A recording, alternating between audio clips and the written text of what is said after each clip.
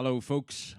We're down the line from Cape Cod tonight with political analyst, author, and historian Dr. James D. Boys. I'm Michael L. Roberts. This is the American Chronicle.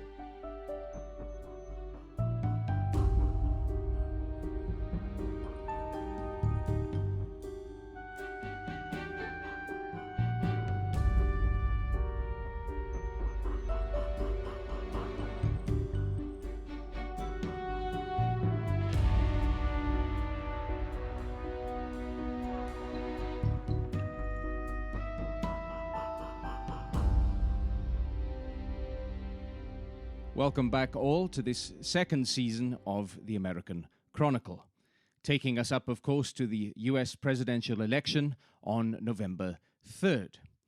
Much has happened since last we convened, and we shall, of course, be covering all of that in tonight's episode, an episode that finds us not only broadcasting to your eardrums, but also in an audience-driven alteration to proceedings to your eyeballs also. James is presently in Cape Cod and sending in video from there, and I find myself on location of a new film, so hence the rather obscure surroundings here at present. In tonight's show, then, we cover all that has happened since last we convened. We examine the state and progress, or lack thereof, of the Trump and Biden campaigns, and in an unprecedented move from James, we even engage in a little political prophecy. I began tonight's interview then, as well I should, by asking James about the highlights of his rather media appearance-heavy summer. So since we last spoke, I've been working here in Boston on a variety of issues. I've been very happy that a paper I've been working on that dealt with rhetoric and foreign policy, entitled Grand Strategy, Grand Rhetoric, has been published in the United Kingdom in the journal entitled Politics. It seems to have been well received, very pleased with that, comparing and contrasting the rhetoric and the politics and the personal stylings of Bill Clinton's 1992 campaign with Donald Trump's 2016 campaign, which of course many people might have thought were night and day apart, but interestingly enough, both candidates at one point or another use the expression "make America great again," which I'm sure might be a great surprise to many people, especially on the Democratic side of things. I'm also continuing work on the Madman Theory project, which I've been focusing upon for the past calendar year. I've got a paper in the works entitled the Method in Their Madness, which addresses in about 10,000 words or so the comparisons between Donald Trump and Richard Nixon and how they used the madman strategy to try to strike fear into their international adversaries and occasionally their allies. I'm very pleased to say I've been invited to present a paper upon this at the Center for Strategic Studies at the Fletcher School at Tufts University here in Boston in October, which I'm very pleased to have accepted that invitation. I'm continuing to work that up into a manuscript as well. So that's something which I'm going to be working on, I guess, over the course of the coming months. I've also been working here covering the presidential election, of course, doing work with local media, WBZ radio here in Boston. I spent some pleasant hour or so on Friday night discussing the latest developments on the presidential election, and with a call-in show on that channel. And I was very happy to accept the kind invitation from Tom Rogan to join him on the McLaughlin Group, which is... Yes, I very much wanted to ask about this one. Yeah. A show of great historical significance. It's been running for several decades. Started by the late John McLaughlin. Many people listening to this, if they're not aware of it directly, may well have seen it lampooned or integrated into movies such as the first Mission Impossible movie with Tom Cruise, into Watchmen and Independence Day, for example. It's the kind of show that a lot of movies will have on in the background to try to immerse the fictional world with the real world of Washington politics. And it was a great pleasure to join Eleanor Clift and Pat Buchanan on that show. to discuss the latest developments in US politics, of which, of course, there have been many in the time since we last spoke, and which I'm sure we're going to touch upon today. So mildly, moderately busy then, James, yes. Well, you know, I mean, I like to keep going effectively. It's a great pleasure to be working on this presidential election. I've covered them all now since 2008, the first Obama success. So now here we are, some 12 years on, and it's nice to keep being asked back for one's opinion. So I guess launching in this evening, you mentioned that you've been covering these for 12 years, and I'm always tempted to say that Dr. James D. Boyes never dips his toe in the muddy waters of political prophecy. And yet I see this week a tweet suggesting that if, as I predict, Biden will lose, ... I was hoping we could get started on where this prediction is coming from a man so adverse to such predictions. Yeah, well, it's interesting because I think one of the great challenges in addressing American presidential elections, especially from Europe, is that everybody brings their own predilections to the situation. And let's be honest about it, Donald Trump, in many quarters, especially in Europe, is not a popular man. Most people, frankly, thought that he didn't stand a prayer of winning in 2016 and have been writing him off ever since and assume for perhaps moral reasons that there's no way he could possibly win re-election. I got some news for those people. He could very easily win re-election. American politics looks very, very different when you're here on the ground permanently. I've studied American politics since I was an early teenager, and it's a few years ago now. And here we are, and I can tell you it looks very, very different once you are sitting here on the ground in the country. Because once again, I'm reminded of the flaw in Barack Obama's famous state, there is no red states, there are no blue states, there is only the United States. What I can tell you, having been here on the ground now for some 12 months, is that there are two Americas, and Americans are increasingly living in two very distinct bubbles, either a red bubble or a blue bubble. And that is happening within states, it must be said, because the large urban areas within large states are tending to be democratically controlled. But as soon as you get out of those states, cities, into the more rural areas, they're becoming much more conservative and Trump supporting. And where you're getting tension is where you're getting penetrations of those bubbles.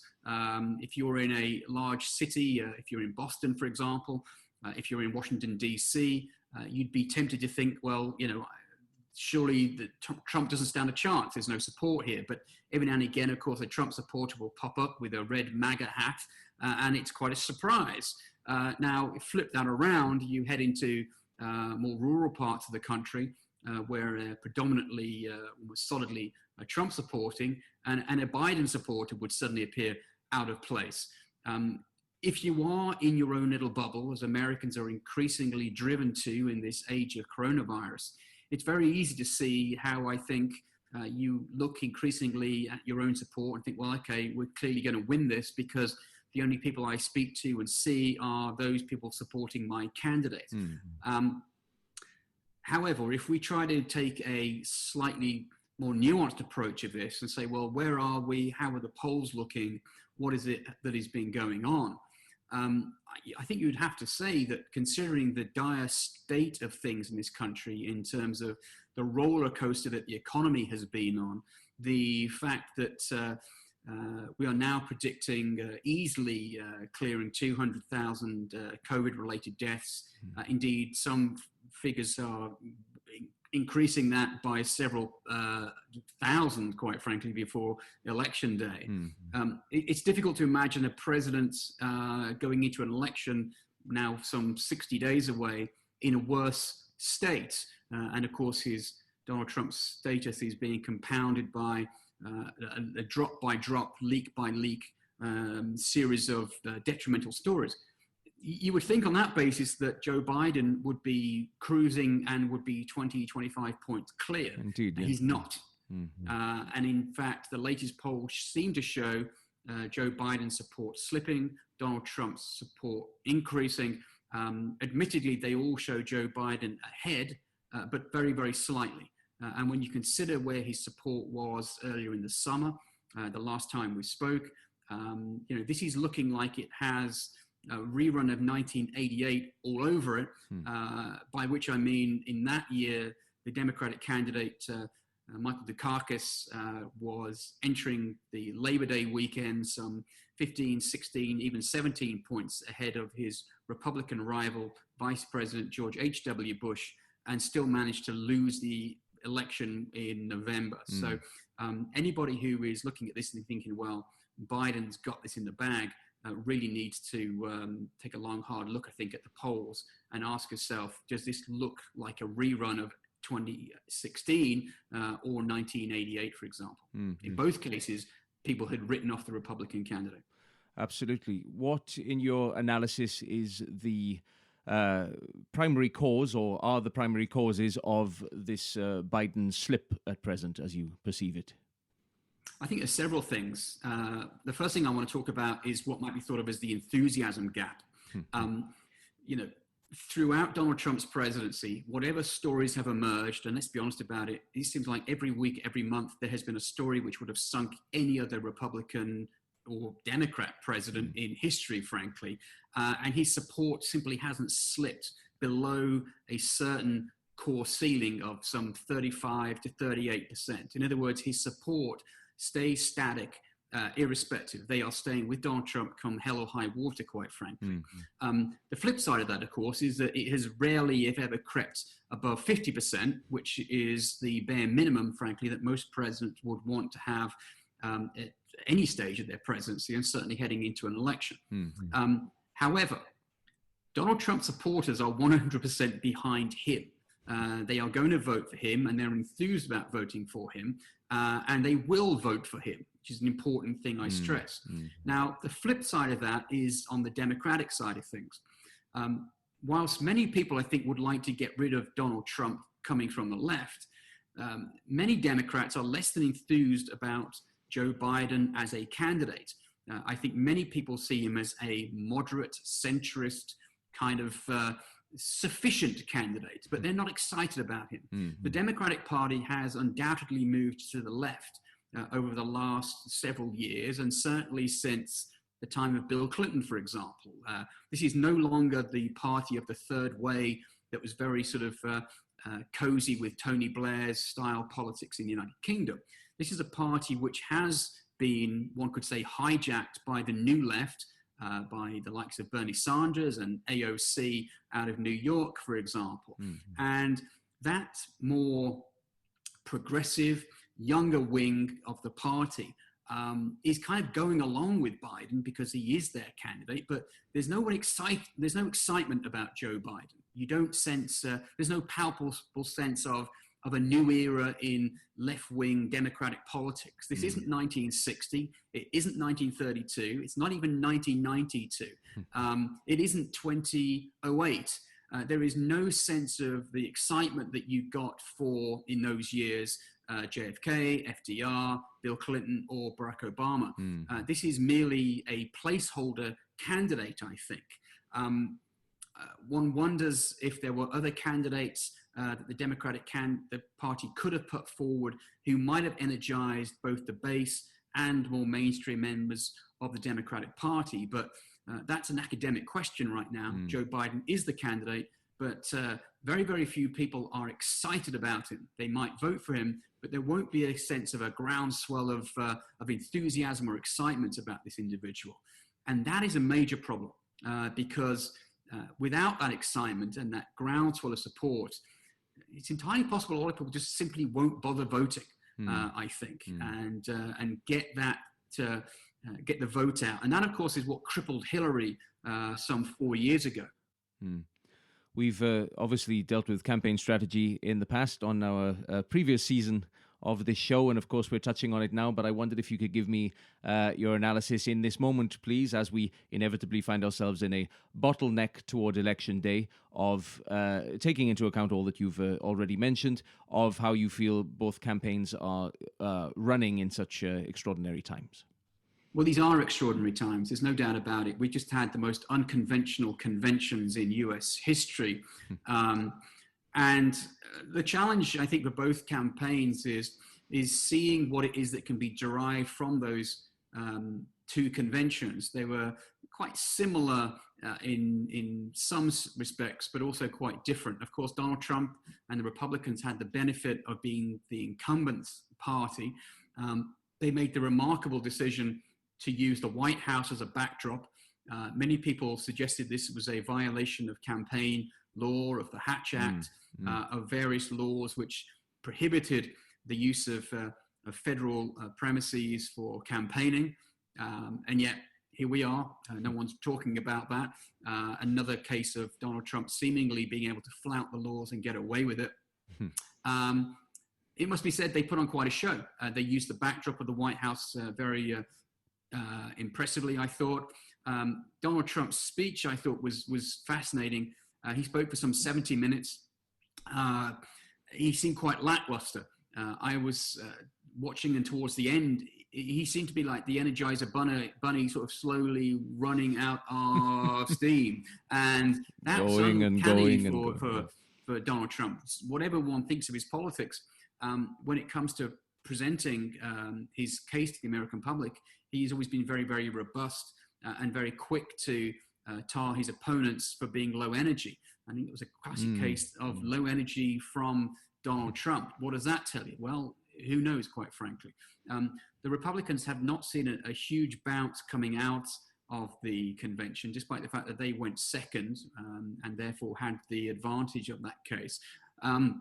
Neither did Biden, I think, get a huge bounce coming out of his campaign convention. They took a very different approach, more of a low-key approach, the highlight of which might well have been Jill Biden, the potential next First Lady of the United States, choosing to speak from a classroom where she has taught. And I thought delivering a very heartfelt address to the nation with regard to her husband. The problem is, I think, that the Democrats seem to think that it's enough to basically say, vote for our guy, he's a nice guy, he's not Donald Trump. And Donald Trump's approach seems to be, well, vote for me, I'll keep the country safe, I'm not Joe Biden, America can't be trusted. Neither side is particularly heavy with regard to policies. They are certainly putting policy documents out there, but there's no great focus upon them. This is purely driven by personality at this point. And one must, I think, come down to the fundamental question of which of these two 70-odd-year-old individuals do you wish to lead America over the next 4 years, and which can be guaranteed, hopefully, to still be alive at the end of the first term. Because very clearly, there are health issues which are hovering around both men. The Vice President, Mike Pence, has issued a sort of a non-denial that he was placed on standby recently after a recent visit to Walter Reed Medical Center by the president. Joe Biden's health is something which the president is routinely raising, which may or may not be a real issue, but quite frankly, some of his public statements and pronouncements have been confounding at best. And it must be said that the media over here, CNN, MSNBC, are simply not covering Joe Biden's public displays of confusion and his lack of ability to string sentences together. Now, this is something which has affected both candidates at one time or another. And it really is just going to be a question, I think, of which candidate appears to be the less impacted by what could be seen as some sort of lack of mental dexterity, and whether that plays a part in the process moving forward. I'd like to pick up on something you said in the middle there, because I think we've dealt with it before. insofar as Joe Biden essentially being, as long as he isn't Donald Trump, then that's sufficient. That was certainly a mode back in the spring that you accused him of. Do you feel that's still the case? Obviously, I get the pull to the left and otherwise, but do you feel at the moment his entire campaign strategy is, I'm not Donald Trump?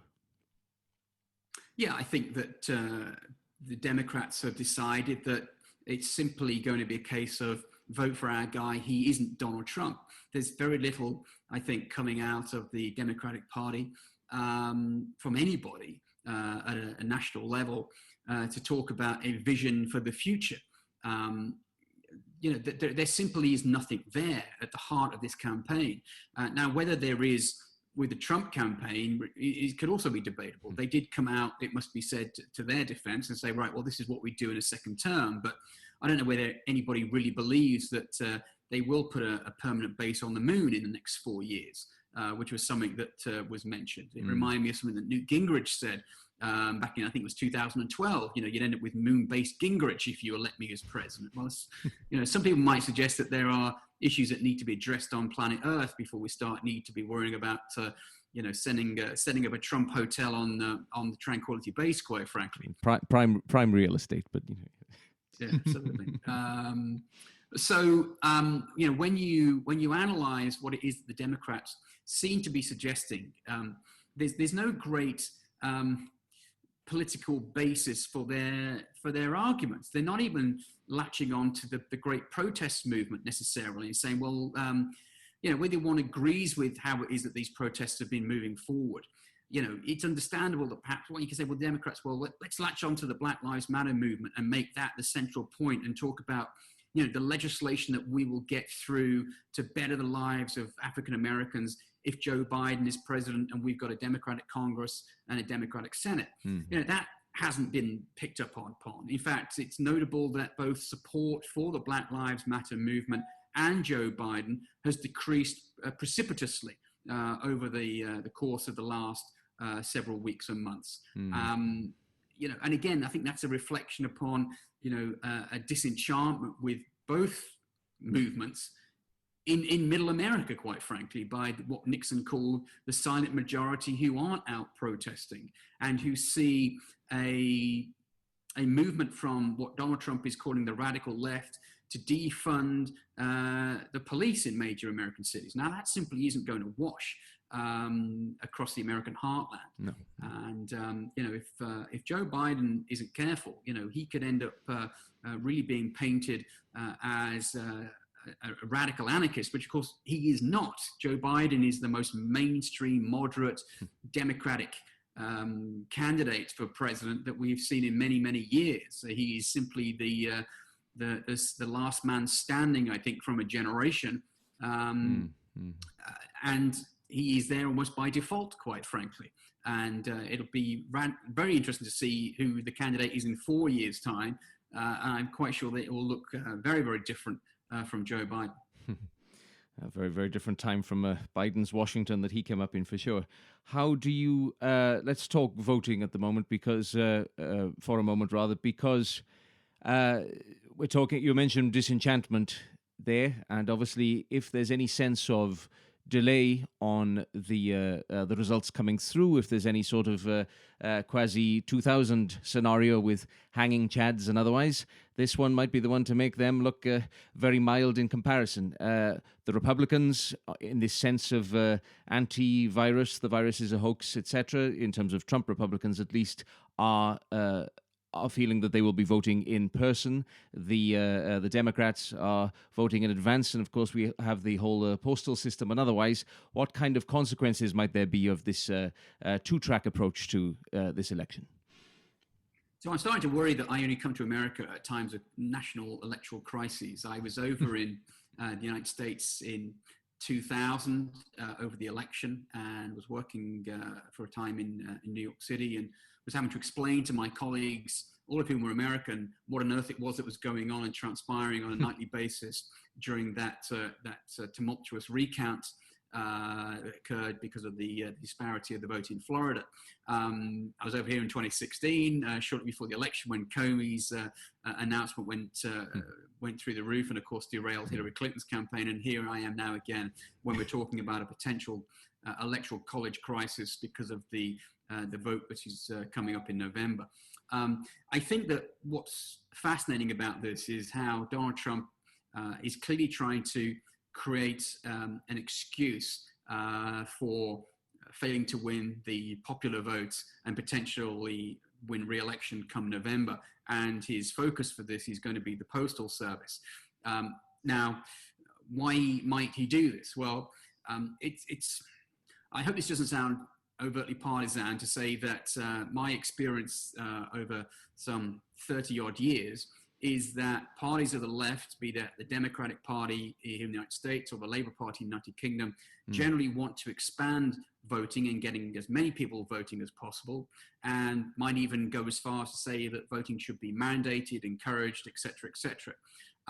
Parties of the right, the Republican Party here in the US, the Conservative Party in the United Kingdom, take quite a different approach, which is to say, you know what, if people want to vote, they should vote. We're not going to necessarily encourage this, make it particularly easy. It's a responsibility, and people should take the responsibility to register, get involved, and don't believe it's too much to ask that people have some sort of ID to get onto the ballot, which is something which is very much opposed by the left. What I'm trying to get at here is the idea that just the process of voting is political, and it's become increasingly politicized here in the United States at this time. The Democratic Party want as many people to vote, believing that the larger the turnout, the more likely is that Donald Trump will lose. The Republicans, I'm sure, probably are aware of this and therefore want to make voting, I wouldn't say restrictive, but certainly make it more of a challenge to vote. Let's put it that way. Now, what's fascinating about this, however, is that, again, my experience of US politics, both as an observer, as a writer, and as someone who was also spent time working on Capitol Hill, is that whatever you think about the two parties' politics, they are very different in terms of their organizational skills. Like the Republican Party or loathe the Republican Party, they have great organizational capacity, which is something which you could never accuse even your favorite Democrat of having. The politics of the left, just as in the United Kingdom, I think, demonstrate repeatedly that the politics of the left are not always the most organized of individuals. They are passionate, they believe strongly in their causes, but they aren't always the best, most organized of people or parties. And they are often out-organized, out-hustled by, in this case, their Republican colleagues. We saw that in 2000, quite frankly.